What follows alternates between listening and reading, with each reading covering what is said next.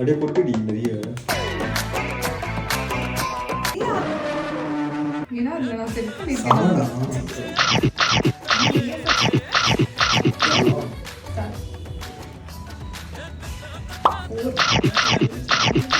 என்னடா கேம் பட்டு முடிஞ்சிரும் போலியடா. கெட்டா திரும்பி ஐயோ 4 வந்துட கூடாதுறாங்க. அப்பா மூணு அச்சா ஜஸ்ட் மிஸ். 4 வந்து எல்லாமே சாப்பிடலாம். 4 வந்து எல்லாமே சாப்பிடணும். 8 2 அலங்கார பந்தலிலே அலங்கார பந்தலிலே